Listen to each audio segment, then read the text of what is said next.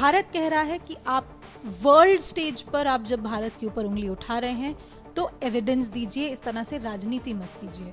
और सवाल ये उठ रहा है कि इस इतनी बड़ी बात पार्लियामेंट में जस्टिन ट्रूडो ने आखिर एक तो कही, ऊपर से वापस लेने की बजाय कनाडा उस पर अड़ा हुआ है। डिप्लोमेटिकली कैसे देखते हैं? देखो, डिप्लोमेटिकली ये एक बहुत बड़ा कदम है, लेकिन प्राइम मिनिस्टर ट्रूडो सर्कमस्टांसेस के अनुसार उनको ये कदम उठाना पड़ा क्योंकि एक ग्लोब एंड मेल जो न्यूज़पेपर है उसमें स्टोरी आने वाली थी।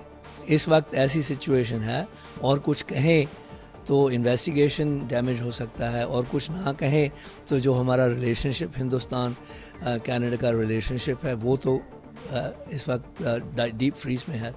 क्यों इस तरह कनाडा में इनको बढ़ने भी दिया गया, और इस समय ऐसा हाल है कि गुरुद्वारों के बाहर इंडियन डिप्लोमेट्स की फोटो लगाकर उनको असैसिनेशन वांटेड के पोस्टर? देखो, जो असैसिनेशन वांटेड के पोस्टर हैं वो एम्बिगुअस हैं, जो ये कह सके कि देखिए जी डर का माहौल है, कुछ कीजिए।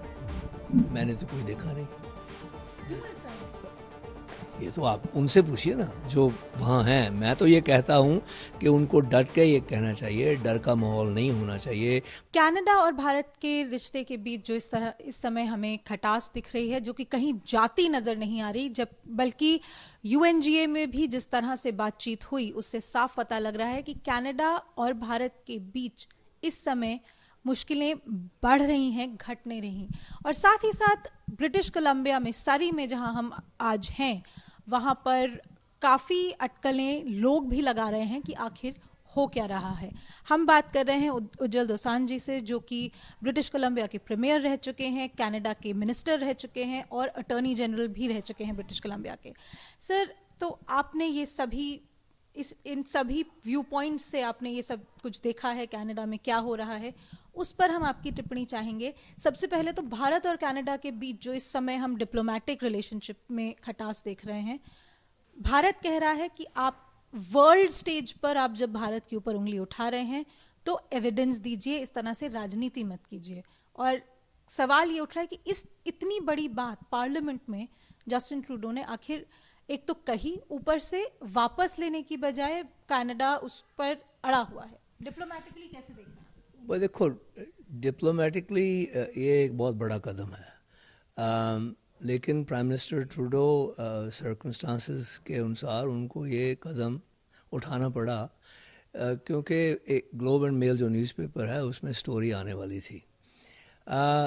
हो सकता है कि उन्होंने शायद इसीलिए ज़्यादा कुछ नहीं कहा इन टर्म्स ऑफ फैक्ट्स, क्योंकि अगर ज़्यादा फैक्ट्स दे देते तो जो इन्वेस्टिगेशन है, पड़ताल है, वो डैमेज हो सकती थी। सो इस वक्त ऐसी सिचुएशन है, और कुछ कहें तो इन्वेस्टिगेशन डैमेज हो सकता है, और कुछ ना कहें तो जो हमारा रिलेशनशिप हिंदुस्तान कनाडा का रिलेशनशिप है वो तो इस वक्त डीप फ्रीज में है। डैमेज तो काफ़ी कुछ हो ही गया ना सर, क्योंकि अभी यूएनजीए में भी हमने देखा कि जयशंकर साहब ने सीधे सवाल यही किया कि आपके पास अगर कुछ है तो उसको फिर बताइए, जाहिर कीजिए, शेयर कीजिए, क्योंकि अगर आप पब्लिकली नहीं भी बोल रहे तो शेयर तो कीजिए। शेयर करना इसलिए भी मुश्किल हो सकता है कि अगर कनाडा समझता है, यकीन करता है कि हिंदुस्तान का इसमें हाथ है, अगर हिंदुस्तान को वो एविडेंस दे दी जाए जो इनके पास है। आपको लगता है, क्योंकि भारत तो साफ तौर पे कह रहा है कि देखो जी हमारा कुछ काम नहीं था, आपको ये सब देखना है, आपके देश में क्या हो रहा है, आप इन्वेस्टिगेट कीजिए। दैट्स प्राइम मिनिस्टर यही बोलेंगे कि हम वही कर रहे हैं, इसीलिए आपको और इन्फॉर्मेशन नहीं दे सकते हैं, क्योंकि इन्फॉर्मेशन रिलीज़ करने से जो इन्वेस्टिगेशन है वो डैमेज हो सकता है। क्यों इस तरह कनाडा में इनको बढ़ने भी दिया गया, और इस समय ऐसा हाल है कि गुरुद्वारों के बाहर इंडियन डिप्लोमेट्स की फोटो लगाकर उनको असैसिनेशन वांटेड के पोस्टर? देखो, जो असैसिनेशन वांटेड के पोस्टर हैं वो एम्बिगुअस हैं, इसीलिए पॉसिबली इंटेंशनली एम्बिगुअस है ताकि ख़तरा पैदा किया जा सके लोगों के मन में, एक किस्म की धमकी दी जा सके डिप्लोमेट्स को, वो इलीगल है। अगर पुलिस ये नहीं समझती है, ये उनका अपना विचार है, लेकिन अगर कोई व्यक्ति ये सोचता है कि वो गलत है, उसको पुलिस के पास कंप्लेंट करनी चाहिए, और जब पुलिस के पास कंप्लेंट जाएगी, police will be forced to once again look at it. दूसरी तरफ ऐसा भी है जो व्यक्ति ये समझते हैं कि ये एक किस्म की थ्रेट है। फॉर इंस्टेंस इंडियन डिप्लोमेट समझते हैं कोई व्यक्ति भी रिस्ट्रेनिंग ऑर्डर सिविल कोर्ट में ले सकता है ऐसी चीज़ के ख़िलाफ़, अगर कोर्ट इसको जायज़ समझे तो। देखो, लेकिन पुलिस जो है ना, इस मुल्क में पुलिस को कोई व्यक्ति भी, मैं 4 साल BC का अटॉर्नी जनरल रहा हूँ, किसी वक्त किसी पुलिस वाले को मैं ये नहीं कह सकता था कि ये इन्वेस्टिगेट करो, ये ना करो। अगर मैं कहना था कि एक केस को अपील करो, मुझे वो गज़ट में उसे गज़ट करना पड़ा था डायरेक्शन को पब्लिकली कि मैंने कहा है इनको कि इस केस की अपील करो प्रोसिक्यूटर्स को। सो यहाँ ये सिस्टम जो है ना, ये बड़ा साफ़ है। पॉलिटिशियंस कोई दखल नहीं दे सकते इस बात में। पॉलिटिशियंस अगर दखल नहीं भी दे सकते तो पॉलिटिशियंस कम से कम कंडेम तो कर सकते हैं, निंदा तो कर सकते हैं। अगर कहीं पे ऐसा पोस्टर लगा है कि आप कि जिसमें डिप्लोमेट्स को थ्रेट हो रहा है, क्या कनाडा में क्या किसी की रिस्पॉन्सिबिलिटी नहीं है ये कहना कि देखिए ये आप किसी कम्युनिटी को थ्रेटन कर रहे हैं या आप किसी देश फ्रेंडली देश को थ्रेटन? ये तो मैं मानता हूँ और कई दफ़ा कह चुका हूँ कि कनाडा के जो पॉलिटिशियन हैं बड़े कमज़ोर है। कोई नहीं है ऐसा, कोई अथॉरिटी, कोई पॉलिटिशियन, कोई भी नहीं है ऐसा जो ये कह सके कि देखिए जी डर का माहौल है, कुछ कीजिए? मैंने तो कोई देखा नहीं। क्यों ऐसा है?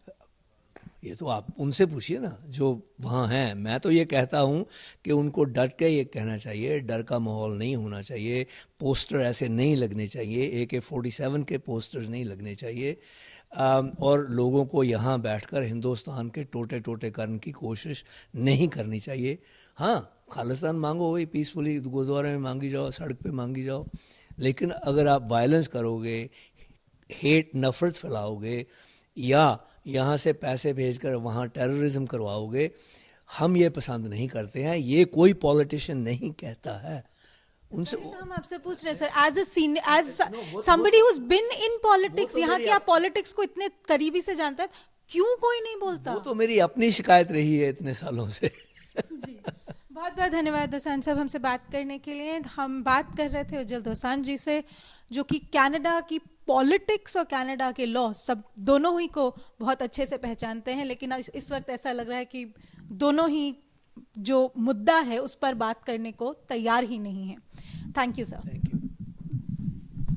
मेरी Hindi, your Hindi is very very good sir, your Hindi is actually better than mine, because आपने जितने वर्ड्स यूज किए उनमें से कुछ जो है